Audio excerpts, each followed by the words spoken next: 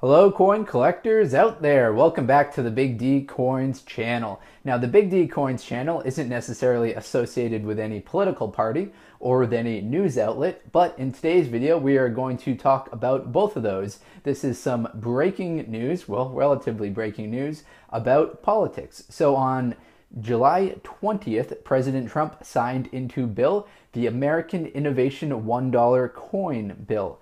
Now, that's officially HR 77, and we're going to talk about that in today's video. So, the United States hasn't really been successful with the $1 coin, but this might change things, or it might not. They are still in the kind of the opinion period in which they're taking opinions from different people to see exactly how to go about executing this plan that was recently signed into bill, allowing for it to happen. So we have a Eisenhower dollar right here, an Ike dollar, not a very successful $1, mainly because of the size of it. We have the Susan B. Anthony dollar coin right here, not too successful either. The size was smaller, the shape was a little bit different, but people weren't too interested in it. Then behind that, we have the Sacagawea Dollar coins up here at the top. Now this is officially the Native American dollar coin. The difference between these two right here on the obverse is that the date was moved right here from the obverse to the edge of the coin. Let me get the lighting a little bit better for you. There we go. And then on the reverse side right here, we have different designs once we start doing the Native American dollar coins versus the Sacagawea dollar coins. Now these Native American dollar coins will continue. There will be at least 20% of these every year for each dollar coin that is made. So at least 20% of the dollar coin population going forward is going to consist of Native American dollar coins. And then we had the presidential dollar coin series. Now, the presidential dollar coin series was intended for circulation. These were mass produced until 2012. So the last coin that was made in 2011, James Garfield, about 74 million of them made. And then we dropped off to Chester Arthur the following year, only about 10 million of them made. So if there are 10 million presidential dollar coins that were made, that means there are only about 2 million Native American dollar coins, as they had to be at least 20%. And then the mintages for the presidential dollar coins kind of ranged from around 10 million to around 8 million. So that's a bit of the past history of the unsuccessful dollar coin program.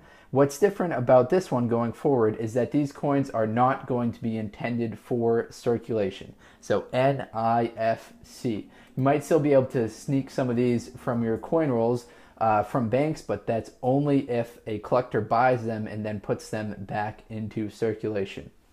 So some details on the program. It was passed by the House originally on January 17th, so about 8 months in the making after the House passed it. Then the Senate agreed to an amended version on June 20th. Then the House agreed with changes on June 27th, and President Trump signed it into law on July 20th.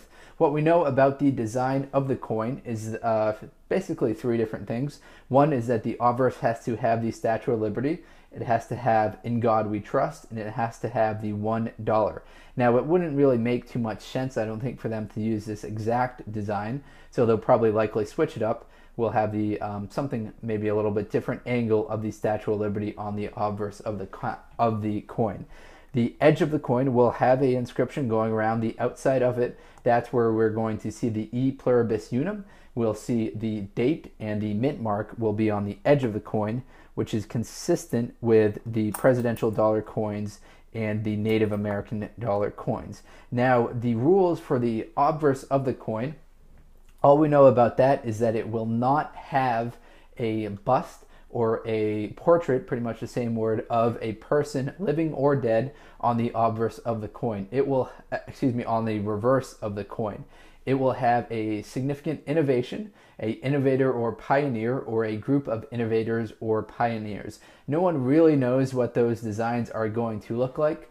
Coinnews.net, which is where I'm getting a lot of this news and details for you from, has an article that was published on August 3rd, 2018, which has some sketches about what the reverse of the coin might look like. They've also got another article that was published earlier than that, July 25th, 2018. So at the time of producing this, it is August 14th.